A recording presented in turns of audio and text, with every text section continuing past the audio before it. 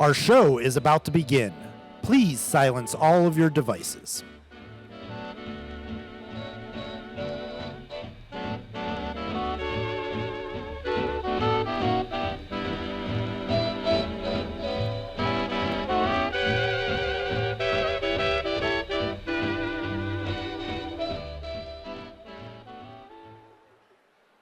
Please rise for the national anthem.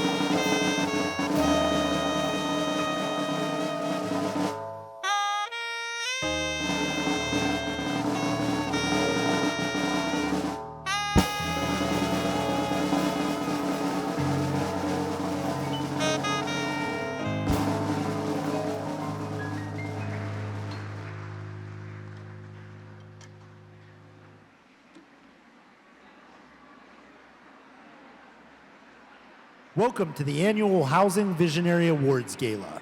Please welcome your Master of Ceremonies, David Dworkin.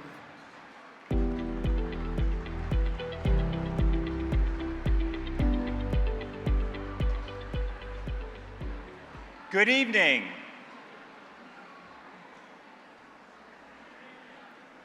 Good evening. That's code for have a seat.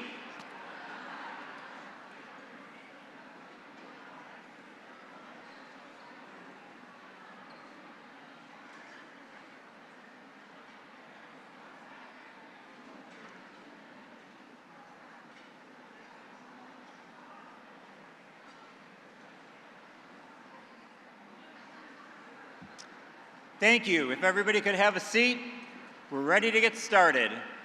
Thank you all for being here to recognize the visionary leadership of our distinguished honorees.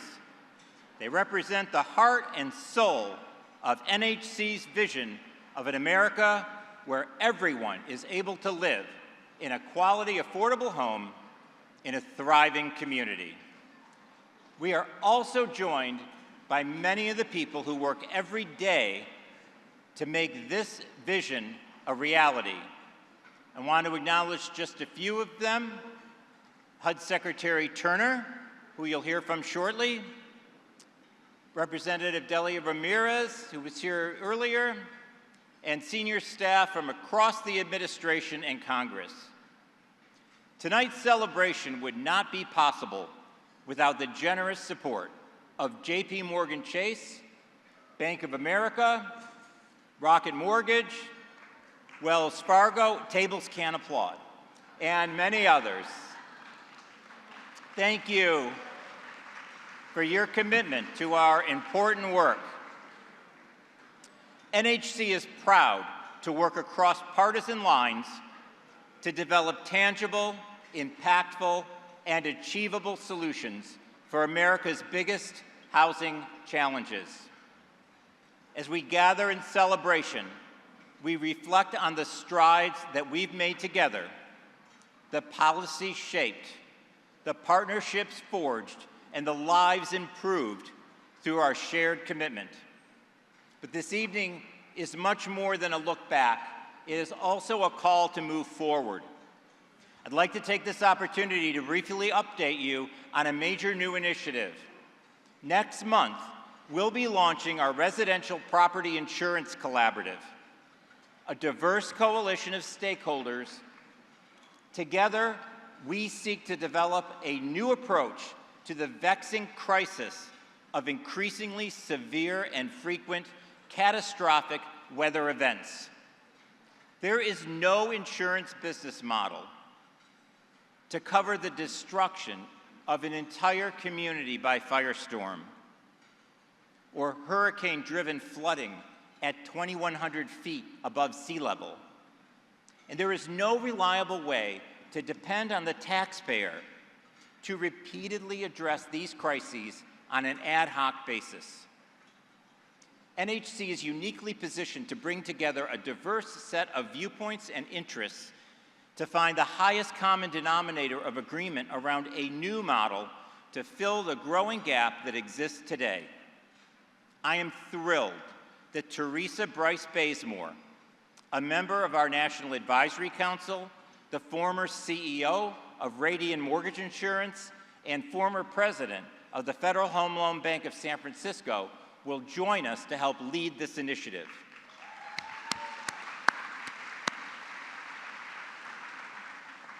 You'll be hearing much more about that in the near future.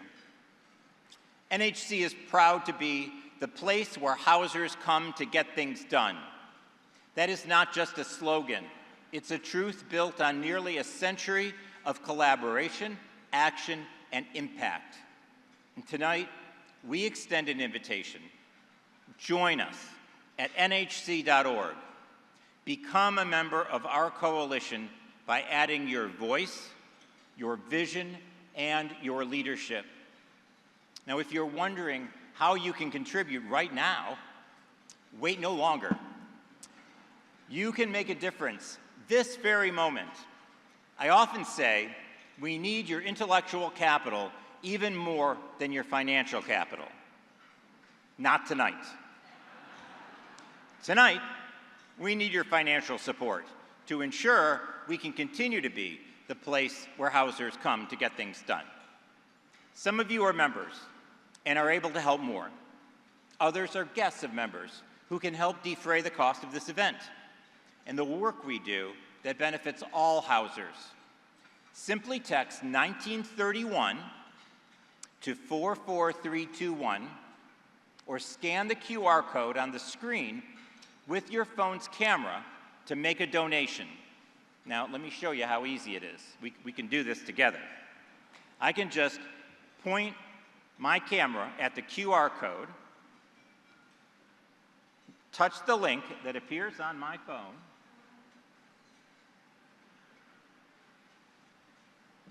okay, and fill in the information and make my donation right now. Make a donation.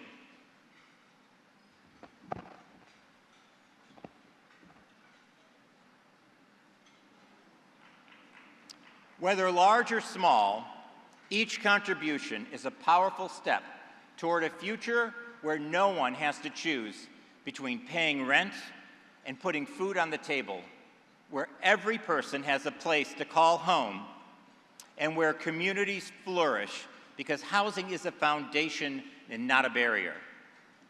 Tonight, we celebrate individuals who bring not just vision but action, transforming communities through dedication, collaboration, and impact that truly matters. Following dinner, you'll have a chance to hear more about our honorees, Mark Morial, Renee Lewis Glover, and Senator Mel Martinez. Their leadership has left an enduring legacy of stronger, more inclusive communities. Now it's my honor to introduce the Honorable Scott Turner, the 19th Secretary of the Department of Housing and Urban Development.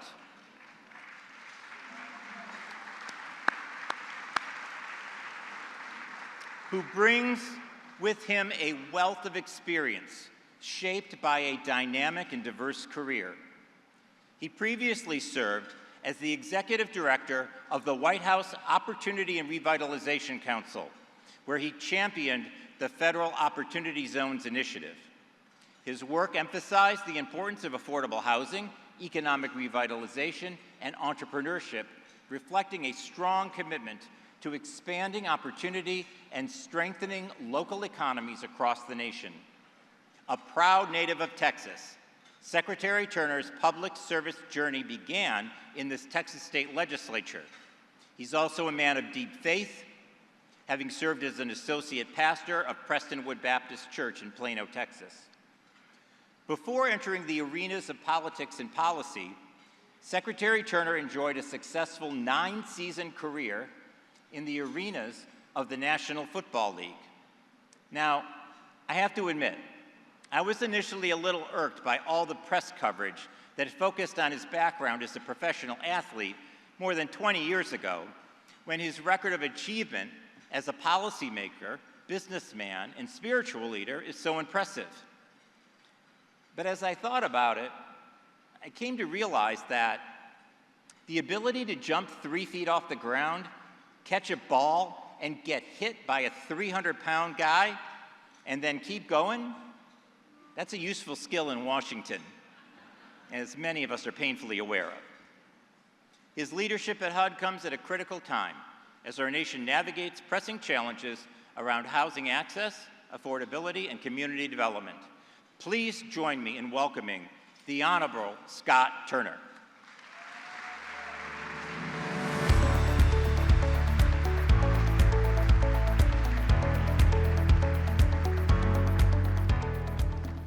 Good evening.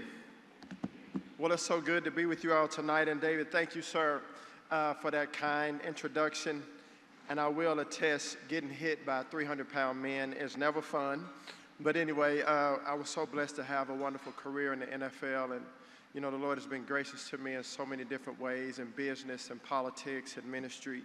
But I'm so grateful tonight to be before you. And before I start tonight, I have a special congratulations to my dear brother and friend, Mr. Andrew Hughes, who was just confirmed as Deputy Secretary, and I know he's here. I think he's back here somewhere. Andrew, I'm so proud of you and look forward to our continued work at HUD. And for those of you that are here tonight, it's been a busy couple of days. I had a couple of hearings today in front of the Senate and yesterday in front of the House, and some of you may have seen those hearings, so thank you for watching. Thank you for your support, and here you are again tonight to listen to me, so I'm grateful for your support and your confidence, and I appreciate your attendance. I'm excited to share my vision for HUD and everything that we've accomplished since President Trump returned to the White House this year in January. At HUD and in President Trump's administration, we have an unshakable confidence in the American people. We believe in Americans' capacity for hard work and in their determination to better their lives, help their families, and revitalize their communities and their nation. So given the fact of this, we know that advancing solutions to affordable housing means removing obstacles from people's paths. The best way forward in America is to help Americans help themselves. It's not to shove Washington's meddling hands into every aspect of the lives of the American people. We will build our way out of this housing affordability problem. We cannot and we shall not try to regulate our way out of this issue. Overregulation, in fact, often is the enemy of the very people that it intends or supposed to help. Take the affirmatively further and fair housing rule. This regulation took away local zoning powers from states and local governments and concentrated them in the hands of DC bureaucrats, intentionally becoming a regional or national zoning board. It made housing more expensive and more scarce. It undermined the very idea of federalism that the United States was built upon, the idea of Americans in their own towns, their own cities and states know best how to run their lives without the heavy-handedness and the interference and micromanaging of federal officials. That's why my team and I ended the regulation of AFFH as one of our first actions as we came into HUD. And that's not the end of our anti-red tape campaign. HUD's Federal Housing Administration, or FHA, as we all know it, has helped facilitate home ownership for millions of Americans by providing insurance-backed mortgages originated by private lenders, with most going to support first-time home buyers and many low to middle income families and households because they have lower down payments. Already, we've taken numerous actions targeted to deregulate and streamline and make the process less burdensome for American people and even more efficient for both borrowers and lenders. And for example, we have archived almost 600 obsolete mortgagee letters with outdated guidance going back to 1978. I'm gonna say it again. We archived almost 600 obsolete mortgagee letters, outdated guidance since 1978. We can clap about that if you want to. We cut red tape and we made it easier for lenders to find information so they can help more Americans find a place to call home. My team and I are going to continue to identify and to ditch other regulations that harm Americans instead of helping them or just simply make things harder than they need to be. But HUD has other roles to play in promoting the American dream of home ownership. Those of you who know me know how much I love the Opportunity Zone initiative and how committed I am as a secretary to be the #1 ambassador and cheerleader that we continue to support Opportunity Zones. Opportunity Zones are an innovative solution that have bolstered and strengthened American communities from coast to coast, tip to tip. They have led to almost $90 billion in private investment pouring into communities all across America, rural, tribal, and urban. They are massive investments that have led to more jobs, more housing, and this is the fact that I love. Over 1 million people were lifted out of poverty inside of Opportunity Zones. And oftentimes when you're in politics, it's easy to get caught up in the numbers and the reports, and you forget what they really represent. Real people, real families, real lives, real American people, not just percentage points and lines on a graph. And that's why one of my greatest joys in HUD so far has been to visit many of these Opportunity Zones and seeing the lives that have been improved by this policy. To me, these statistics on Opportunity Zones are far more than numbers on a page. There are Americans buying new homes, starting new businesses, finding new ways to provide for themselves and their families. That's the vision that motivates myself and our team at HUD. George Washington once said this: perseverance and spirit have done wonders in all ages. And I promise that it is with perseverance and this same spirit that we at HUD are going to keep working hard in service to the American people, ushering in a future of expanded home ownership and revitalized communities. You know that word revitalization, and I'll end with this. Revitalization means to bring new life. And that's my heart. That's the heart of people at HUD. We're returning the mission-minded focus back to HUD. Rest assured that we understand this time and this season. We know why we've been called. We know what the mission is, and we know the people that we've been called to serve, to bring new life to the communities of America. And for that, I'm grateful to be a part of this great team. Thank you all, and God bless you.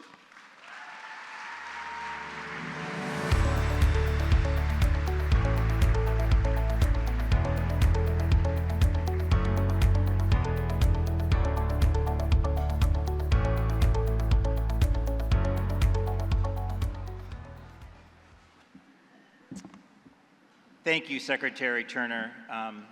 We look forward to working with you, and I just want to say this has been an incredibly disruptive, difficult, change-filled environment we're all living in. And it is the one common truth of being a human being is that change is hard.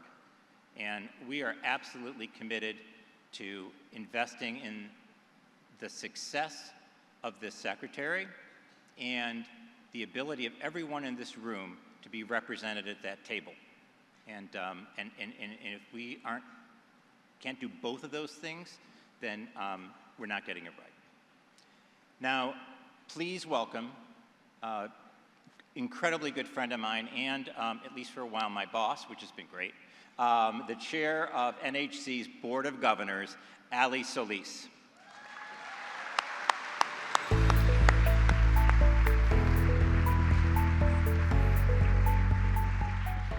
Thank you, David, and thank you to everyone for joining us this evening. Thank you to Secretary Turner for being with us as well. I'm standing between you and dinner, so I'll be brief. It is an honor to serve as the chair of the National Housing Conference Board of Governors. For 94 years, NHC has served as the nation's oldest and broadest affordable housing coalition, with a vision for an America where everyone has a safe, decent, affordable home and a thriving community that they live in. Over the past year, we've continued to drive forward policies that are tangible, impactful, and achievable, thanks to everyone in this room, as well as the dedication of our members, our Board of Governors, and our National Advisory Committee. And not to mention, very importantly, our devoted staff. The progress that we are making collectively as a direct result of the dedication and passion and hard work of everyone in this room can't be understated. And the problem is big, so we need to continue our fight in that effort. I'm very excited about the honorees tonight, the fabulous Mark Morial, former mayor, my dear friend Renee Lewis Glover and mentor, and the Honorable Mel Martinez, who I've had an honor to work with for many decades now. Their leadership and unwavering commitment continues to have a meaningful impact as we confront and look for solutions to address the nation's affordable housing crisis. So let's take a moment, enjoy the conversation, get some good food, and we'll convene shortly for our program. Thank you so much for being here. Give yourselves a round of applause. Thank you.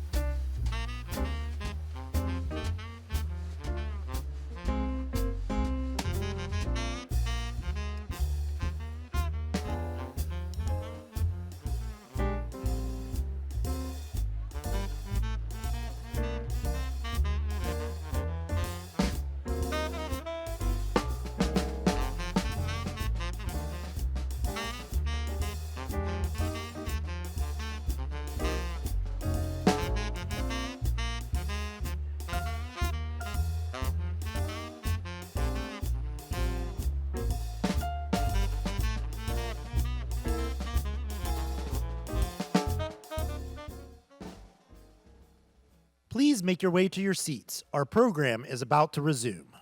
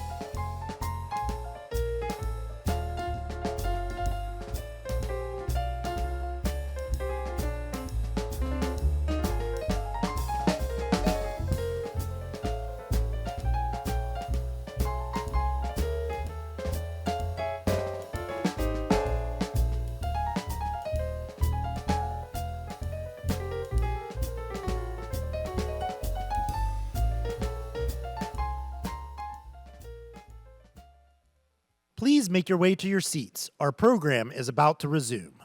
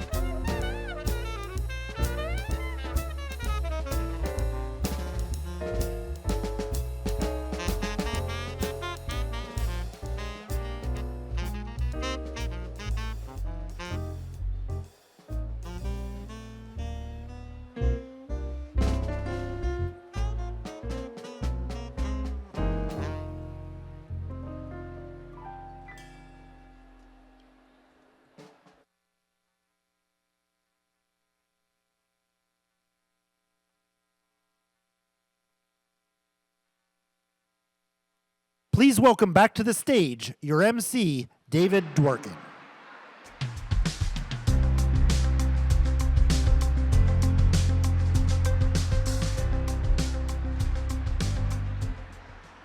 Thank you, everybody. Welcome back. So, was I right? It is not hard to give us money. And if you haven't, there is one way you can find out how easy it is, which is to do it right now. Having said that, I'm pleased to introduce Peter Scheer, Vice Chairman of JP Morgan Chase, who leads global initiatives, including the International Council, Center for Geopolitics, and Morgan Health. A longtime champion of corporate responsibility at JP Morgan Chase, he has advanced key programs in housing and small business. I want to thank JP Morgan Chase for serving as our host this evening and for your generous support.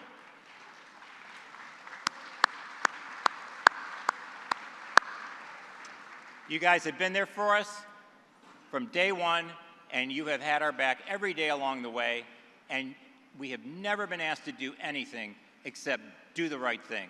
And I deeply appreciate that, and I appreciate Peter Scheer. Thank you so much for being here.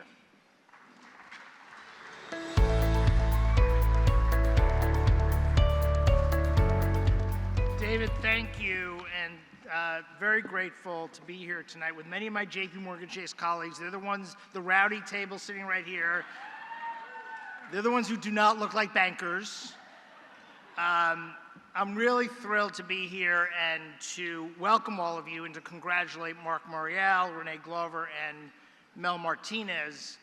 And I just want to say how grateful we are to the National Housing Conference and everything that you do to bring this amazing community together, to find solutions for the countless families impacted by our nation's housing crisis. We are so proud of our partnership, and we're very proud to call you our partners. And I think all of us can agree that as the U.S. faces this housing crisis of well over 5 million homes, NHC's work is more important than ever. So thank you all for what you're doing.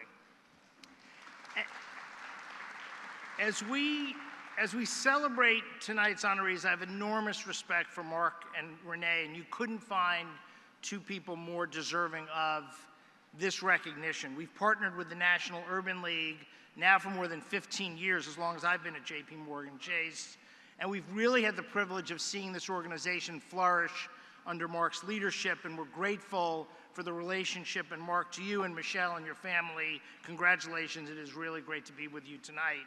And similarly, what a treat to celebrate with Renee Glover, whose work in Atlanta, whose dedication to public service is nothing short of exceptional. It is her strong vision and her ability to share that vision with others that has improved countless lives. So Renee, congratulations to you. I'm really here tonight, not that I don't love coming to dinners on a school night when the third game of the NBA playoffs is on.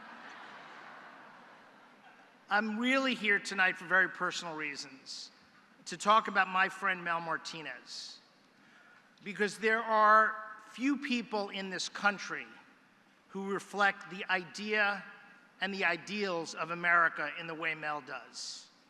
Many of you know his story. He arrived in America at the age of 15, not knowing the language, but believing deeply in the promise of freedom. That belief and his incredible perseverance carried him to serve as mayor, as Secretary of Housing and Urban Development, chairman of the Republican National Committee, U.S. Senator, although I have to say he finally hit his stride when he joined JP Morgan Chase. And I can tell you, after working very closely with him for more than 15 years, whether Mel has been in the private sector or the public sector, he has devoted his life to the ideals that bring us together tonight. For Mel, it has always been about people, about families, and about dignity, and the absolutely central role that housing plays in our lives. He has been a champion because he knows that the strength of our entire nation rests on the strength of our families and communities.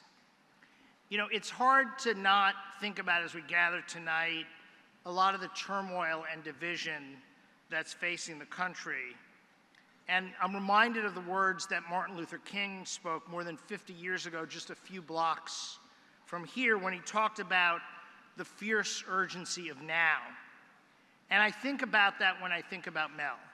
When I think about the urgent challenges that our country faces and our communities face, these moments are when America needs more of what Mel Martinez embodies: the courage to lead, the compassion to listen, and the conviction to do what's right, even when it's hard. Now, for those of you who don't know us, at least don't know me, I want to add something personally. Mel and I could not be more different. Here's a guy who left his homeland and his parents when he was 15 to start a new life in a country he didn't know and a language he didn't speak. I grew up in a pretty comfortable middle-class community in New York. He's a Republican, I'm a Democrat. He's a devout Catholic, while Judaism is fundamental to who I am. I was going to add that Mel is tall and I'm vertically challenged, but I think you guys get the point. We're different. But we share a belief in a God who wants a just and peaceful world. The belief that each of our religions teach us that we have a responsibility to help bridge the divisions among us. As the new Pope Leo recently reminded us, compassion actually does not recognize religious boundaries, but is a matter of humanity. In Judaism, one of our most fundamental teachings is called Tikkun Olam. The literal translation of this is repairing the world. It's a moral imperative, a sacred responsibility that we're taught that as Jews, we must do our part to stop suffering where we see it and to create a world where everyone can live a life of dignity. There's no one I know who embodies this belief more than Mel Martinez. Mel, I'm here tonight to say thank you for everything you've done and continue to do to inspire us and to make this country a place of opportunity. I thank you for always showing us what's possible. Here's to you, Mel Martinez. Thank you.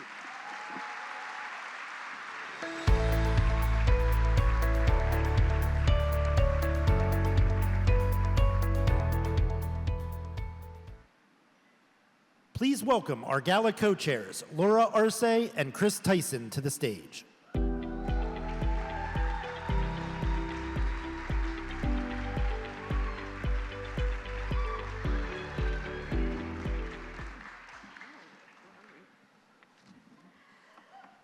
Thank you all for that warm welcome. It's wonderful to be here and to see so many fellow Housers gathered together tonight. And Chris, it's been a privilege to co-chair tonight's gala with you. Thank you, Laura. It's been a pleasure to collaborate with you in bringing this evening to life. Of course, none of this would be possible without the generous support of our supporters and sponsors. Thank you to our host sponsor, JP Morgan Chase, our presenting sponsors, Bank of America, Rocket Mortgage, and Wells Fargo. Yes. And our leader sponsor, the Council of Federal Home Loan Banks. We'd also like to recognize our advocate sponsors, Capital Funding Group, CFG Bank, and the National Association of Realtors. And our champion sponsors, Alta, IEM, and the Pennsylvania Housing Finance Agency. Thank you all for your support. We value your intellectual capital as much as your financial capital. But as you know, we can't take advantage of the first without the second. Your support plays a pivotal role in our success, not only in tonight's event, but allowing us to achieve goals and make a meaningful impact throughout the year. And a special thank you to everyone in this room. The work you are each doing individually and in partnership with the National Housing Conference is making a real difference. Through your work, you're championing innovative solutions and engaging federal, state, and local leaders to shape the future of housing. This is what we celebrate here, not only the remarkable accomplishments of our extraordinary honorees, but also the collective efforts of our fellow housers here tonight. Thank you, Laura. I couldn't have said it better myself. And now, let's welcome this evening's honorees to the stage for their well-deserved recognition. Thank you all. Good evening.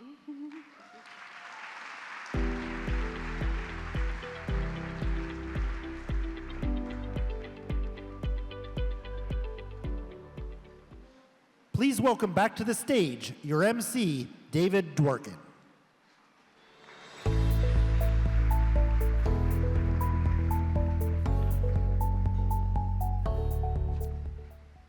Mark Morial's visionary leadership, moving the National Urban League's headquarters from New York's financial district to the new Urban Empowerment Center in Harlem, is being recognized tonight with this Housing Visionary Award.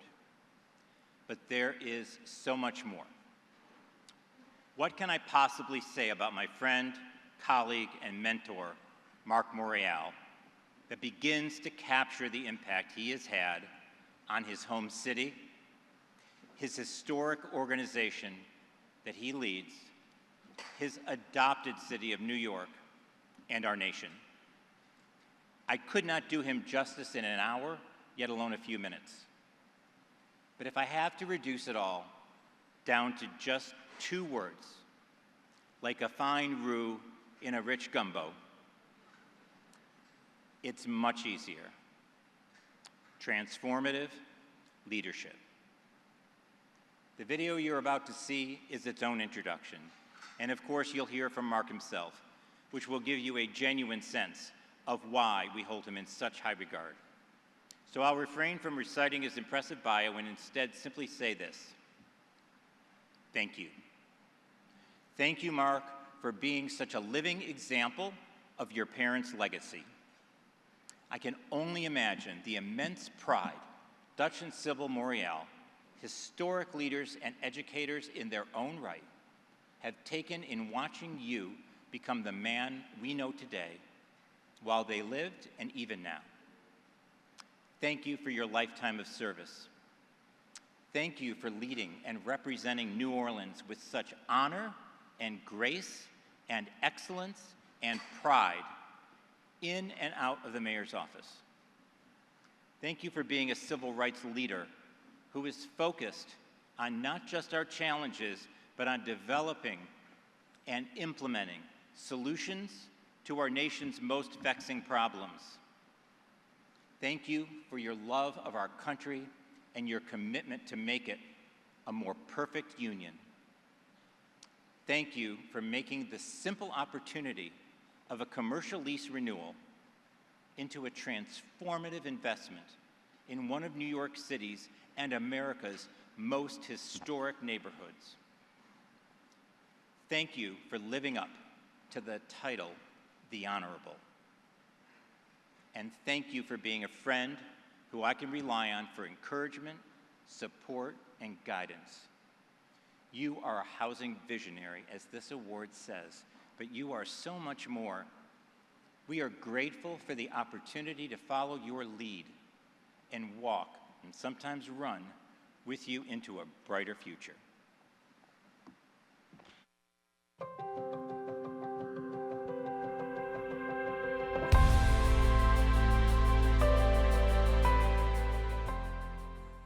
I grew up in a family of 5.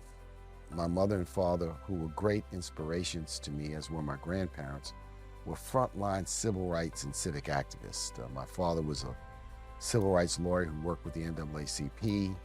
My mother was a second grade teacher teaching in the desired public housing development, and my parents were great inspirations to me because I watched and saw and experienced their activism in the 1960s. It had a profound impact on me. Maybe I didn't understand it at the time, but it certainly injected into me this passion for civil rights and social and economic justice and indeed fairness. I grew up in a home that my parents owned.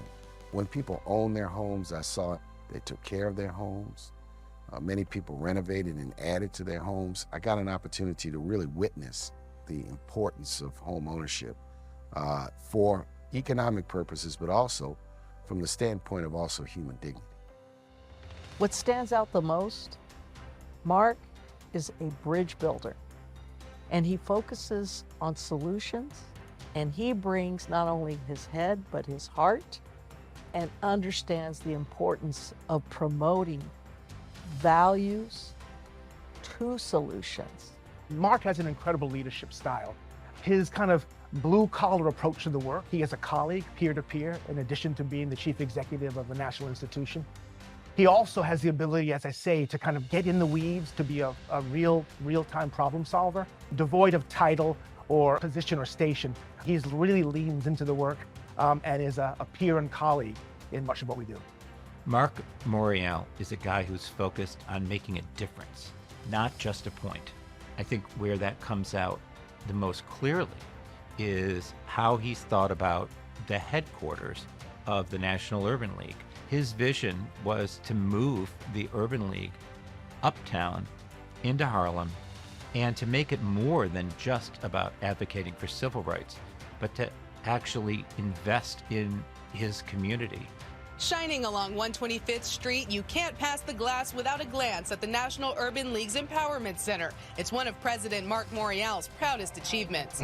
The phase that we're in now is developing the league to become more of a houser, that is bringing both brick and mortar community development aligned with the service elements within our movement.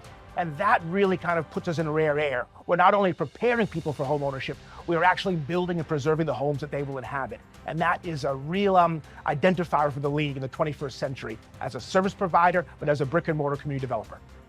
You know, Mark stands out as a leader for so many reasons. He's been an ally, a partner, a collaborator, an advisor, and especially for me, a very good friend.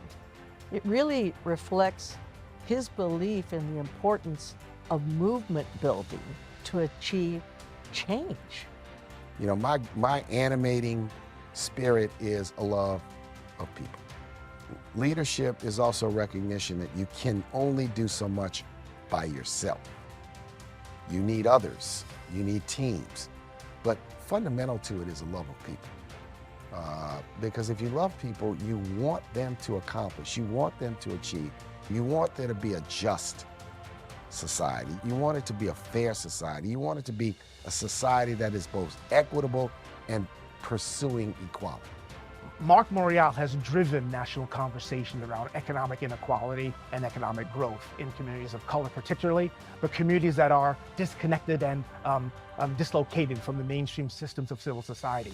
And I think that's been one of his major legacies, is translating the concerns and urgencies of urban America into the mainstream concerns and activations of our partners in corporate America and in government. It's been an incredible balancing act. Not only is this about housing for everyone, but really, Mark is a champion for that shot at the American dream for everyone. Congratulations, Mark. It is so well deserved. Felicidades.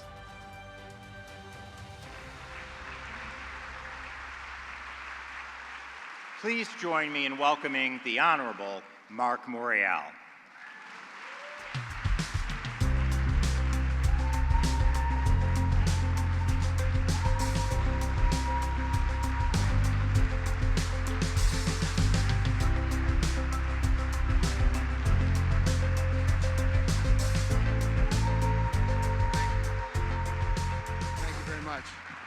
Thank you very much. I'm indeed grateful for your warm applause. I want to thank David Dworkin, his team at the National Housing Conference, and all of you for recognizing my work tonight. I do want to do something that I think is important when we gather at these places. Let's give the staff here at the anthem a warm round of applause. These men and women, they're working to take care of their families, and so much of what we talk about really is to support their dreams and their aspirations. I want to say this, I don't have a lot of time, but housing is a unique issue. If there is an issue that is bipartisan, multi-partisan, multiracial, multi-regional, multi-sector, it's housing. To do housing, you need an orchestra because it takes the private sector, financiers, builders, appraisers, architects, lawyers. It takes a dynamic government. It takes the federal government, yes. State government, yes. Local government, yes. Local agencies, yes. And then it takes the community. Community-based organizations of all stripes, kinds, and colors. And if we learned a lesson from the 20th century, it was when that orchestra works together and is fine-tuned, the homeownership rate can be driven. 1940, 44%. By the time of the end of the century, it was significantly higher. Along the way, there were commitments, the GI Bill, the FHA, the GSEs, and the Civil Rights and Fair Housing Laws, and the Community Reinvestment Act. All of these levers drove success, success, success. Incomplete? Yes. Painful at times? Yes. Left some people behind? Yes. But right now, in the 21st century, at this junction point, we need this great big orchestra to come together. But the orchestra has to play. One section can't play rap music while the other section plays classical music. And the other section says, well, I'll play country. And someone wants to play R&B. The orchestra's got to be on the same page. And what would that aim of the orchestra be? We have a crisis in America. It's a housing affordability crisis. And it stems from many factors, one of which is our failure in the 21st century to have a comprehensive housing production program. Way back in 2001, when I was a member of the Conference of Mayors, the late, great Mayor of Boston, Tom Menino, said to me, Mark, said we got to build some damn houses. I said, Tom, we need a plan. And that was a visionary point in 2001, and it is more important today. But I do want you to know that recent information that'll be part of a report by the National Fair Housing Alliance showed the success of the last 4 years. Black home ownership rate rose from 40% to 46%. Latino home ownership rate went from 45 almost to 50. Asian American home ownership rate increased by some 6 to 7%. The overall rate increased by 1%. So the last 4 years, amidst all the fury in this country, something was going right. More people were becoming homeowners, and we were pulling ourselves out of the trough of the Great Recession. So I just leave you tonight with a challenge, and that challenge is, can we bring, David, the orchestra together? Can we get this great big orchestra back together so that everyone can hear all of the electeds, all across this sometimes all too divided city, that this is an issue where you can really bring people together. This is an issue where you can make a difference for all neighborhoods and all communities if you intend to do it, and if you want to do it. In 2000, the average rent for Americans was $600. By 2024, it was almost $1,600. The rent is too damn high. And we're not gonna fix it by tinkering. We're gonna fix it by building. And building affordable, we're building workforce, building rental, building ownership, and putting all of our creative energies to work to build housing that matches the 21st century. So thank you for honoring me tonight, and let us take this charge and go forward. Thank you.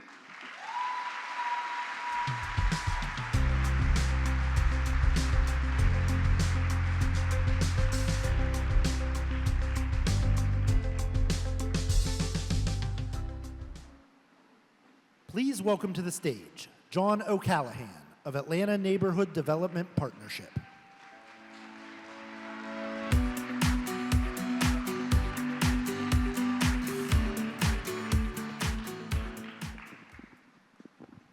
Mark Morial, wow. Tonight, it's my honor to present NHC's Housing Visionary Award to a purpose-driven leader and accomplished executive with deep expertise in housing affordability and community development, Renee Lewis Glover.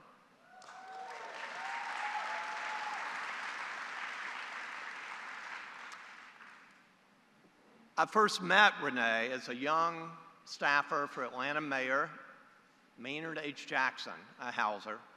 I was immediately struck by her kindness, her intelligence, and extraordinary empathy. Quickly saw her deep commitment to service, creative thinking, talent for building consensus, and ability to drive transitional change.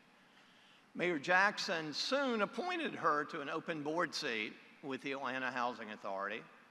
He was so proud of her leadership as board member, board chair, and later as its innovative CEO, focused not only on delivering affordable housing, which she did, but also expanding economic, educational, and health opportunities for families and communities. With decades of influential leadership in public housing reform, Renee is internationally recognized for transforming the public housing model into a visionary framework that integrates economic development and inclusive community building. As CEO of the Housing Authority for 19 years, she led the agency from near receivership to national acclaim. Renee pioneered the use of Hope 6 federal funds to replace deteriorating public housing with vibrant, master-planned, mixed-income communities. Her work is considered by most the most incredibly comprehensive public housing transformation in the country, setting a benchmark for urban redevelopment. Partnering with private developers and public agencies, her initiatives generated roughly $3 billion in economic impact and improved the lives of over 50,000 Atlanta residents. These communities blended residential, commercial, green spaces, and linked redevelopment to opportunity, dignity, and cohesion. Renee's reforms went well beyond just construction. She led regulatory overhauls, modernized business operations, and repositioned AHA, as we call it, as a model for innovation and urban governance. Her leadership balanced visionary thinking and operational vigor, building an agency that was both resilient and results-driven. Today, she continues to lend Her amazing strategic insight is founding and managing member of the Catalyst Group, a national consulting firm focused on urban revitalization, real estate development, and community building. Renee's current and prior board service includes groups here tonight: Enterprise Community Partners, Fannie Mae, Habitat for Humanity International, the Federal Reserve Bank of Atlanta, and the Bipartisan Housing Center, and others. Inclusive housing remains at the heart of Renee's legacy, empowering families and strengthening communities.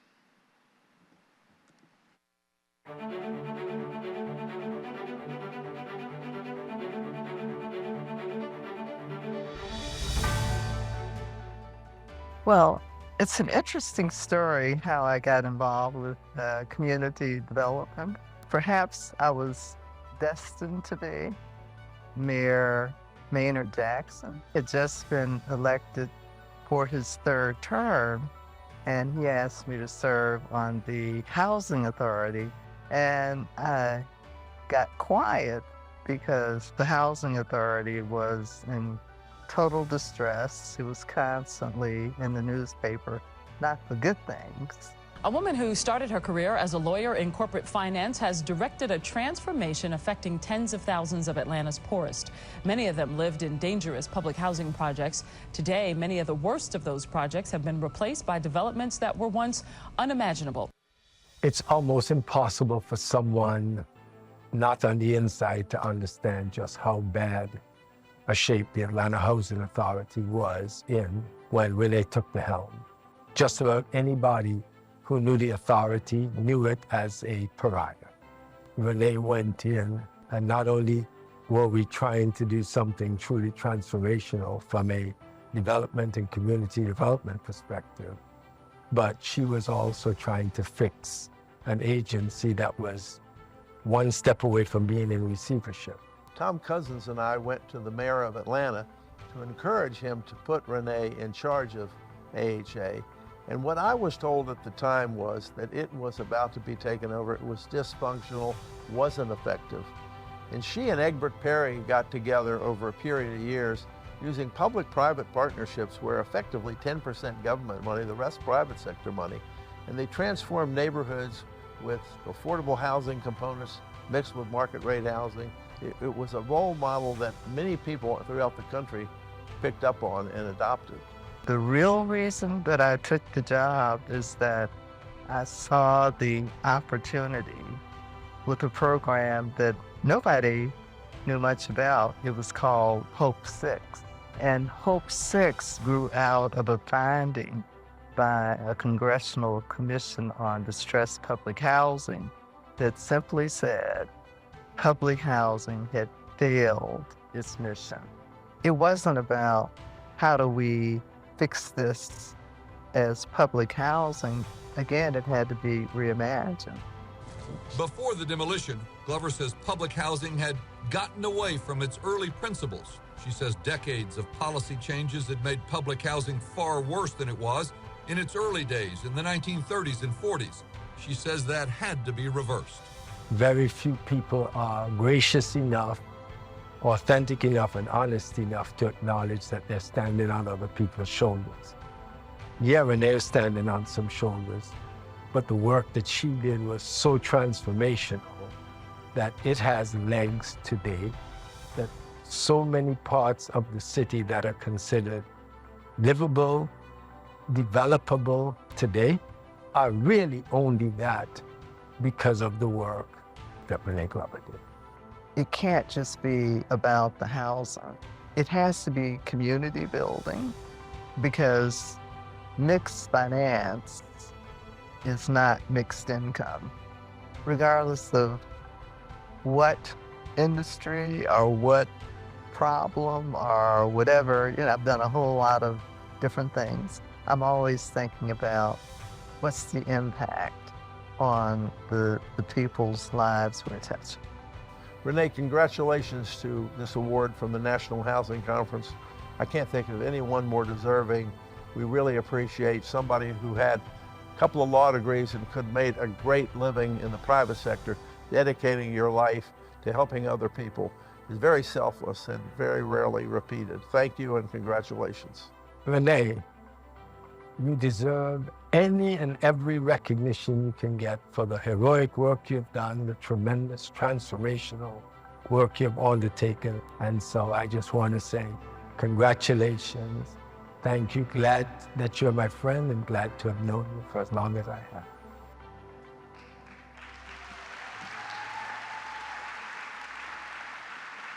Ladies and gentlemen, please join me in welcoming Renee Lewis Glover, this year's recipient of the Housing Visionary Award.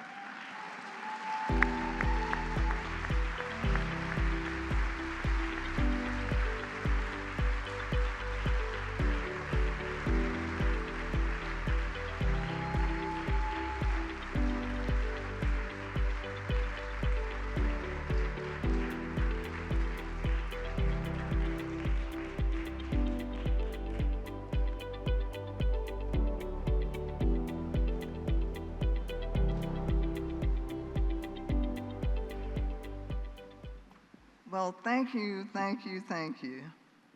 I just want to say that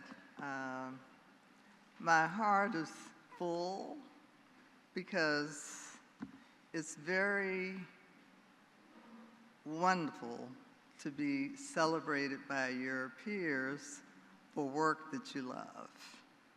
And it feels like a big hug. And so I'm hugging you back and sending you love.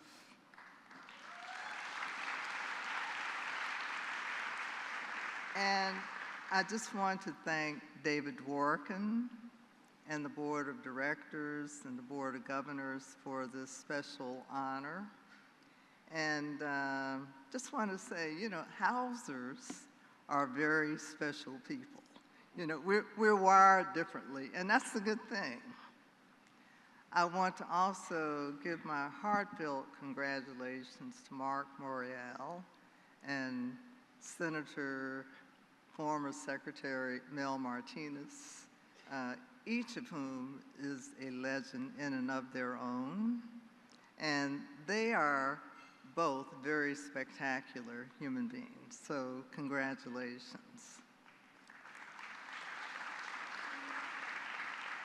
I also want to give my congratulations to HUD Secretary Scott Turner. I wish him every success as he takes on this especially important assignment and a sacred mission because, as Dorothy from The Wizard of Oz would say, there is no place like home. So what I wanted to do was just share a few lessons learned because I think it's really important to think about this important issue. It all starts with the people that we're serving.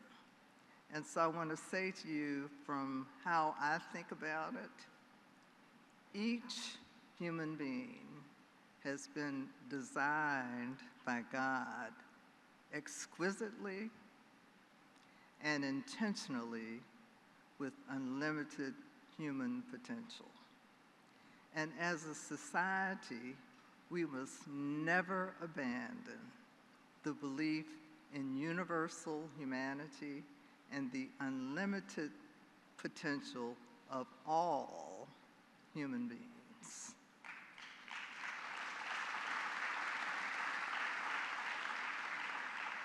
That being said, it is our job as Housers to create healthy, master plan, mixed-use, mixed-income communities of opportunities where each and every human being can thrive. As Dr. Martin Luther King Jr. said so prophetically, we must learn to live together as brothers and sisters or perish together as fools. So as you think about how we do this work, I think it is critically important that the public and private communities come together and form high-performing public-private partnerships.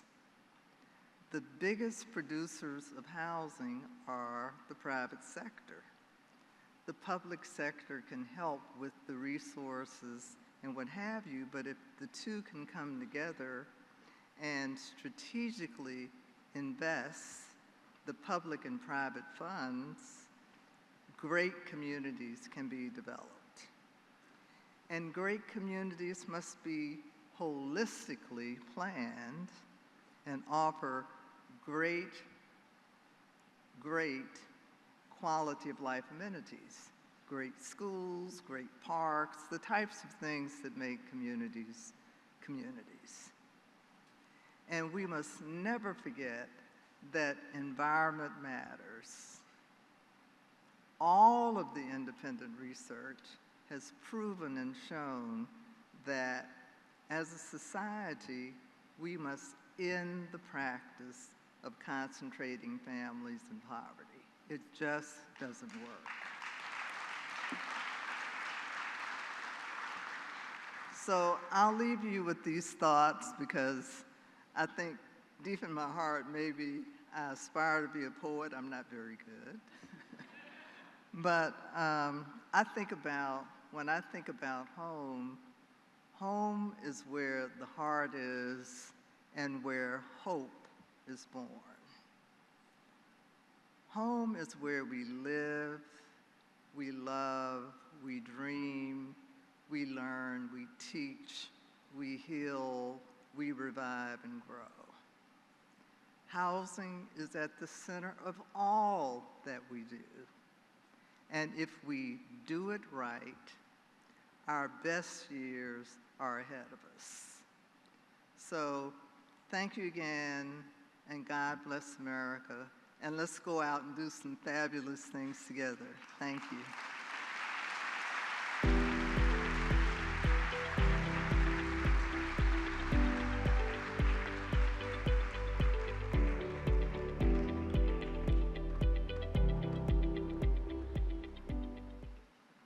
Please welcome to the stage former HUD Deputy Secretary Pam Patnode.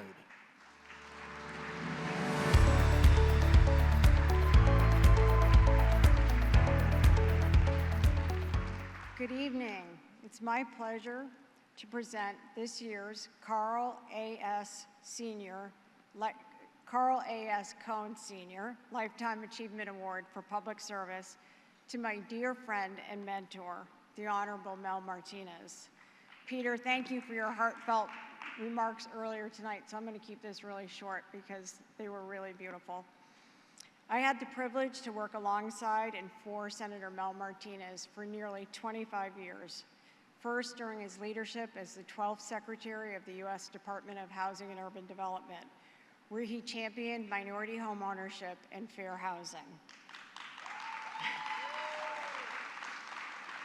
Later, I had the honor to testify before the Senate Banking Committee during Mel's tenure in the United States Senate, one of the more frightening experiences of my life. After Mel retired from the United States Senate, he co-chaired the Bipartisan Policy Center Housing Commission, along with Ed Brady and Renee Glover. And if I missed anybody else on the commission, I apologize. But the work that Mel did there was remarkable, and 13 years later, people are still citing the report. So Mel, thank you very much for your remarkable career in public service. Thank you for your commitment to this country, and thank you for being an exemplary role model for so many of us gathered here tonight.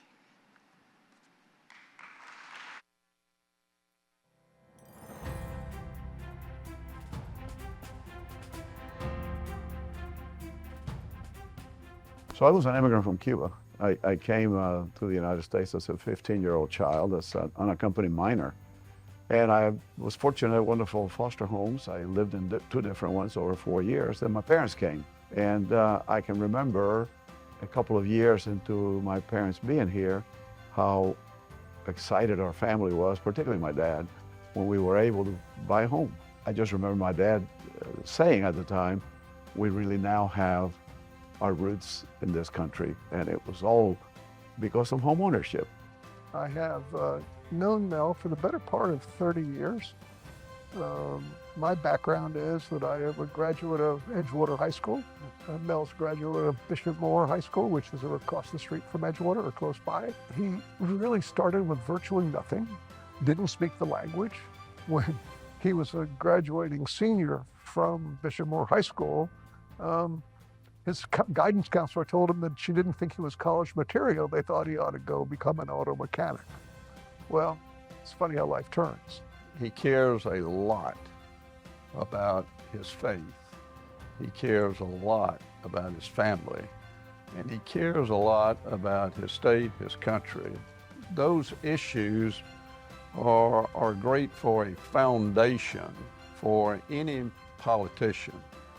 And Mel exhibited and carried out all of those attributes to the hilt. Well, you know, I was imbued with a desire to give back, and people began to talk to me and persuade me, really, to run for public office, particularly the job of mayor of Orange County. About that time, there was a governor in Texas who was making noises about running for president, George W. Bush, who began to talk about compassion and conservatism. And that, to me, clearly defined where my heart was in terms of public service. My dad's one of the best role models a son could have. He does the right thing. I think that's what really sets him apart from a lot of his peer group, is that when he's been in elected office, he has been someone who has always stood up for what he believes in, whether that may be popular or not. On the world stage, America stands as a beacon of hope and freedom. My journey to freedom from Cuba began with the dream and hope offered by America.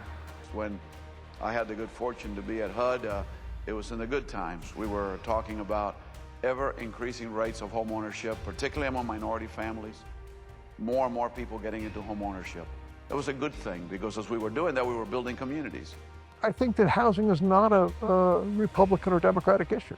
I think it's an issue which spans virtually anyone who cares. And I think that Mel exemplifies that to a very large extent.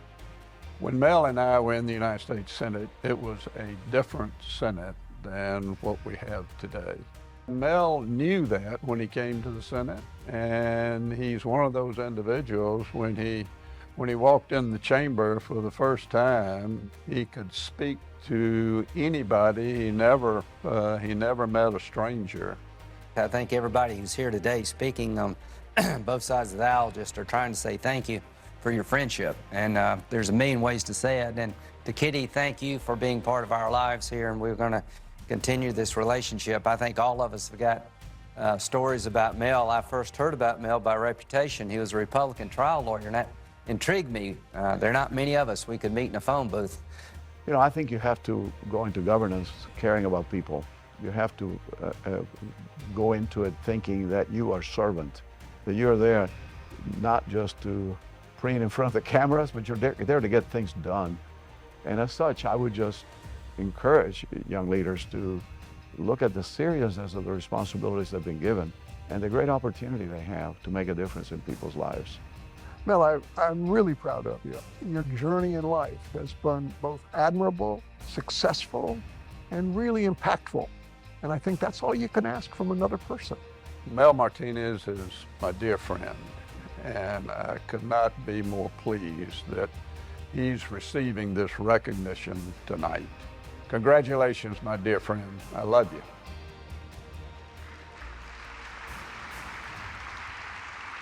Ladies and gentlemen, please join me in a warm welcome for the Honorable Mel Martinez.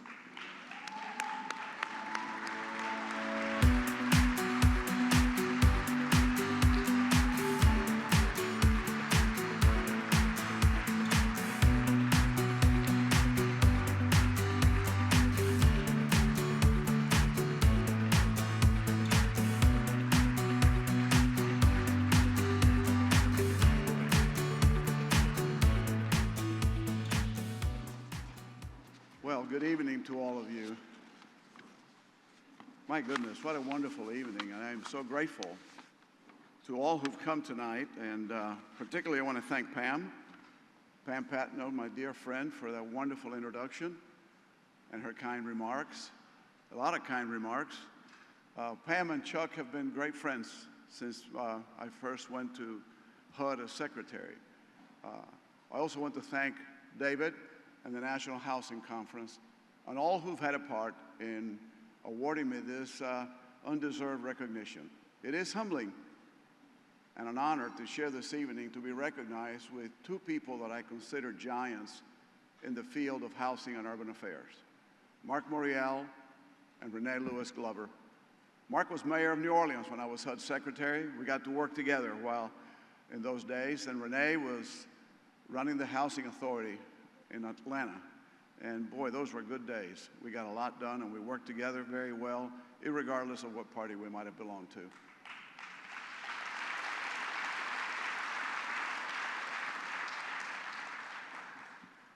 Peter Scher, my buddy, my friend from JP Morgan, I am completely overwhelmed and touched by your very, very kind remarks. I really have enjoyed my relationship with the firm and with all of the people there, the JPM table there, thank you. And so you really touched my heart, and I want to thank you. Very, very kind. And obviously the video was also wonderful. I want to thank my good longtime friend from Orlando, Bobby Mandel, Ambassador Mandel. Thank you very much, my friend. I want to thank my Senate buddy, Saxby Chambliss, my Senate buddy, Richard Burr, for being here. And of course, I want to thank my son, John, for also being a part of the video. I would be remiss if I didn't mention a person that wasn't in the video, but my wife, Kitty. Without her and her support, she's far more popular between my friends than I am. But anyway, I never would have been able to accomplish the things that I have done in my life had it not been for her partnership and her commitment to service along with me as we embarked upon that career. So along with what has been said tonight by my friends Mark and Renee, the importance of housing affordability has never been greater or of more importance to our country than it is right now. As I grew up in America, as an immigrant to our country, I always knew that the American dream was attainable and within my grasp. Today, it is sad to think that this dream is becoming ever more elusive.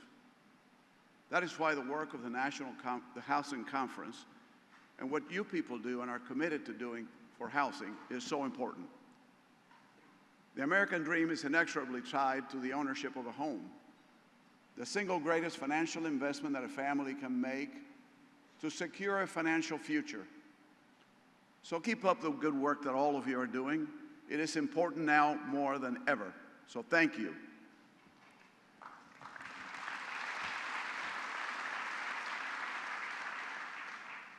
The crisis in affordability for workforce housing is a great challenge for families of those essential to our communities, first responders, teachers, and others.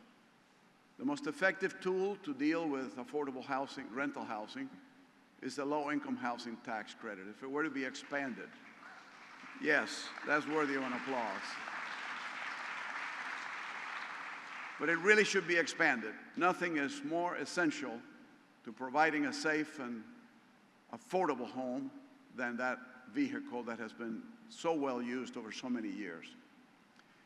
You know, it is heartbreaking to me to know of children going to school while also living in a car or in a temporary shelter. We as a country can do better than that. We truly can. A safe and secure home is central to the well-being of a family. I mentioned in my video the difference that it made when we finally bought a home in America, and my father was just so proud about the fact that we now were homeowners, and we really had a stake in this country. We really belong because we own a home. And by the way, I should also mention, because I saw some of those early childhood pictures, my dad was a veterinarian, so I had a pet goat. There's so many issues in the housing world. All are important, and among them is housing finance. Talk of restructuring or of privatizing the GSEs deserves study, but they're so vital to housing finance and they're so vital to the dream of homeownership that it really merits very careful analysis before acting.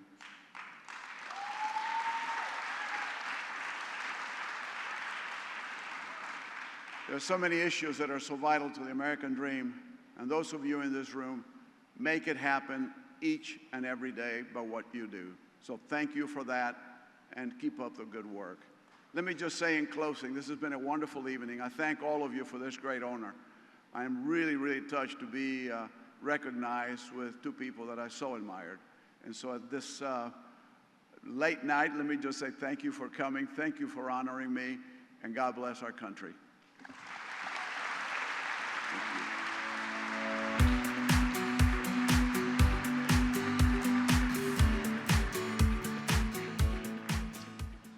Before I conclude the formal part of the evening, I'd like to take a moment to honor the legacy of a true Hauser, Conrad Egan.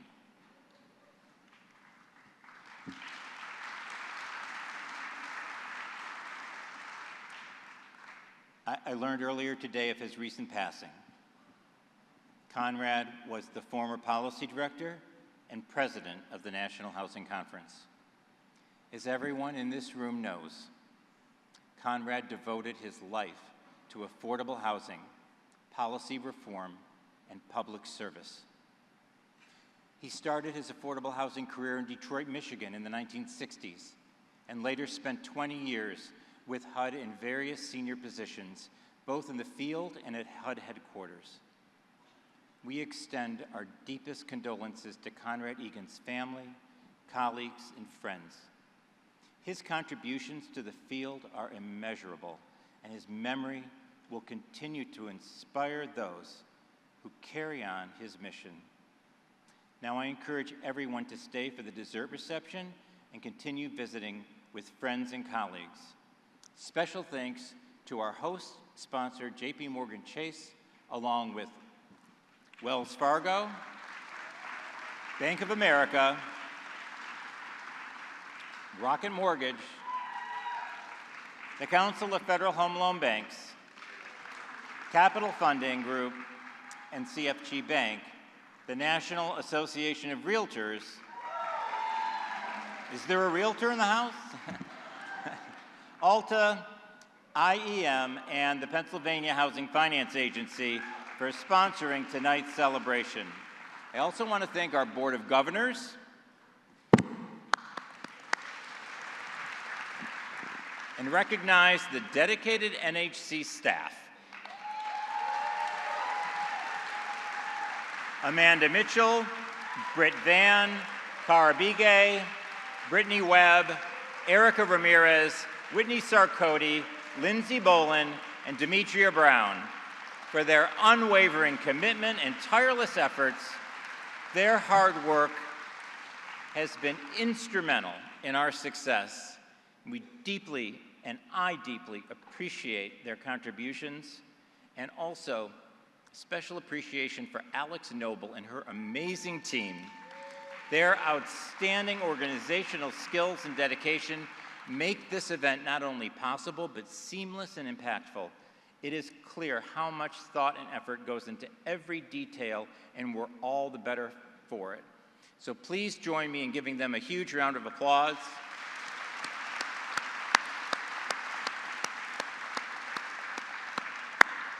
And as we near the end of this remarkable evening, we want to take a moment to extend our heartfelt thanks to all of our generous guests.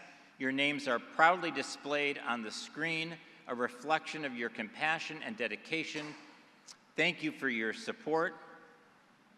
And if you haven't had the opportunity to give just yet, there is still time. So text 1931 to 44321 or scan the QR code on the screen with your phone's camera to make a donation. We so appreciate all of your support. For everyone here tonight, a sincere thank you from us. The work you and your organizations do make a significant impact. We are proud to be your partner. We thank you for your support. Now, let's get some dessert and enjoy the rest of the evening.